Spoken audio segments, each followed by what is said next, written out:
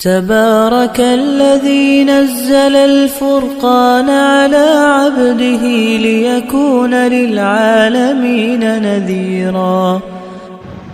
جی السلام علیکم ورحمۃ اللہ۔ جی یہ جو آپ نے کلپ بھیجا ہے جس میں وہ موصوف جو ہیں وہ میری آیات کی غلطیوں کی نشاندہی فرما رہے ہیں، اور امیر صاحب کی اور عبد الحمید صاحب کی، دیکھیے یہ ہمارے کرنے کے کام ہے نہیں کہ کسی کی جو ہے وہ تقریر لے کے بیٹھ جاؤں میں گھنٹہ بھر لگاؤں، نہ اتنا فالتو ٹائم ہے میرے پاس، نہ اتنا فاضل وقت ہے۔ اگر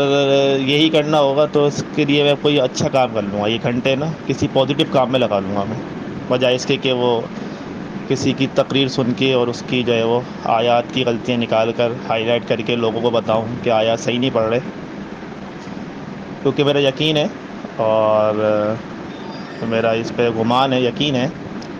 کہ کوئی بھی شخص جان بوجھ کر کوئی آیت قرآن مجید کی غلط نہیں پڑھتا، سہون ہوتا ہے یہ کام۔ اور کسی بھی بڑے سے بڑے اسکالر دانشمند سے آپ یہ پوچھیں گے تو وہ اس بات کی تائید کرے گا کہ ایک تقریری انداز اور ایک تحریری انداز میں فرق ہوتا ہے۔ تقریر کرتے ہوئے صرف آف ٹنگ ہو سکتی ہے، زبان پھسل سکتی ہے، کچھ بھول سکتا ہے آدمی، کوئی بات غلط بول سکتا ہے، جبکہ تحریر میں وہ جو لکھے گا وہ دیکھ کے لکھے گا، وہ سمجھ کے لکھے گا، کچھ غلط لکھے گا تو اسے مٹھا کے صحیح کر سکتا ہے۔ یہ سب کام ہو سکتے ہیں۔ تقریری معاملے میں آپ بڑے بڑے علماء کو اٹھا لیں تو ان کی اگر تقاریر اگر سنیں گے تو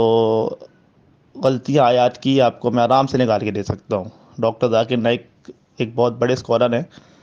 اور علم والی شخصیت شمار کی جاتی ہے پوری ورلڈ وائڈ، آیات ان سے بھی غلط پڑھی جاتی ہیں،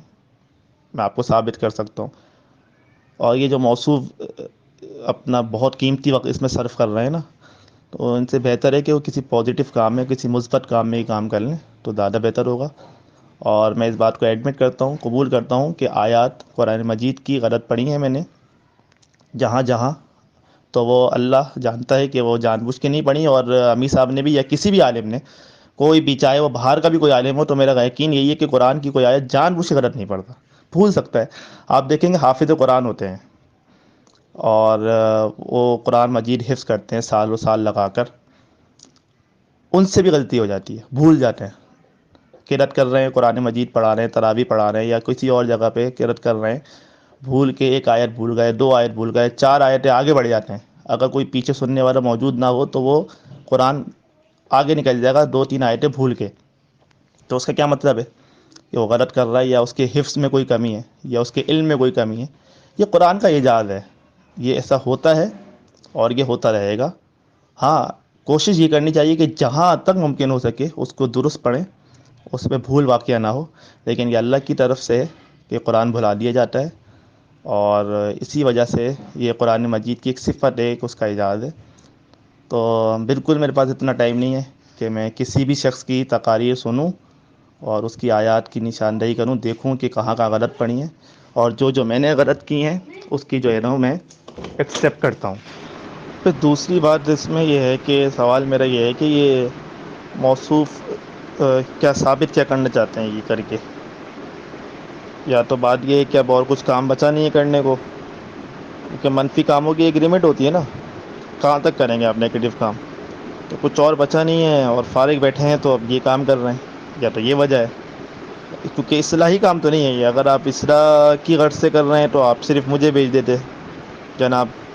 جیسا ہوتا ہے کہ کہیں ہم تقریر کرتے ہیں یا خطبہ دیتے ہیں تو اگر کہیں آیت میں کہیں کسی چیز میں یا کسی اور لفظ میں بتانے میں، کوئی چیز کہنے میں غلطی ہو جاتی ہے، وہ کبھی اردو کی اصطلاح بھی ہوتی ہے، کبھی عربی کی اصطلاح بھی ہوتی ہے، کبھی کچھ الفاظ کے چناؤ کا ہوتا ہے، تو جو موجود لوگ ہوتے ہیں وہ بتا دیتے ہیں، اصلاح کر دیتے ہیں ہماری، ہم ان کو جزاک اللہ کہہ دیتے ہیں۔ یا کبھی ایسا ہوتا ہے کہ ہم کسی کی سنتے ہوئے اس کو سمجھا دیتے ہیں کہ آپ نے ایسا کہا ہے اور ایسا مناسب رہے گا، تو یہ اصلاحی کام تو بین المسلمین چلتا رہتا ہے۔ لیکن آپ کیا ثابت کرنا چاہ رہے ہیں کہ اس کو ہائی لائٹ کر کے اور اس کی باقاعدہ ایک پورا کلپ بنا کے لوگوں میں پیش کر کے، سوائے اس کے کہ آپ کے پاس کوئی اور کام بچا نہیں ہے، یا آپ متنفر کرنا چاہتے ہیں لوگوں کو؟ دیکھیے بات یہ ہے کہ آپ دلائل میں بات کریں گے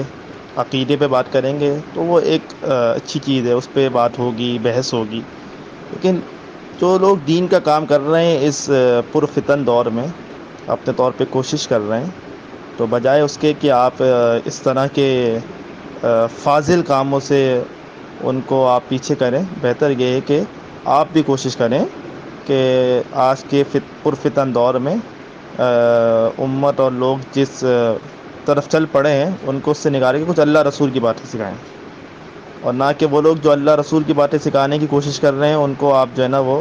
لوگوں کو ان سے دور کریں اور متنفر کریں، اس طرح کی باتیں کر کے اور اس طرح کی کلپ ریکارڈ کرا کے. اچھے کام کریں، کچھ پازیٹیو کام کریں، کچھ مثبت کام کریں جو امت کے لیے اور اسلام کی بھلائی کے لیے. اور نہیں کر سکتے تو اللہ کے نبی صلی اللہ علیہ وسلم کی حدیث ہے صحیح بخاری میں، من کان یؤمن باللہ والیوم الآخر فلیقل خیرا او لیصمت. کہ جو شخص اللہ اور یوم آخرت پر ایمان رکھتا ہے اسے چاہیے کہ وہ بات کرے تو بھلائی کرے، ورنہ وہ خاموش رہے. اگر آپ سمجھتے ہیں اس کلپ میں آپ نے کوئی خیر کی بات کی ہے تو یہ غلط فہمی ہے، بہتر یہ کہ آپ خاموش رہیں. اگر آپ مجھ سے یہ توقع کر رہے ہیں کہ میں ان کی کوئی 90s کی یا 2000 کی تقاریر نکال کر اس کو سنوں گا، اس پہ اپنا وقت ضائع کروں گا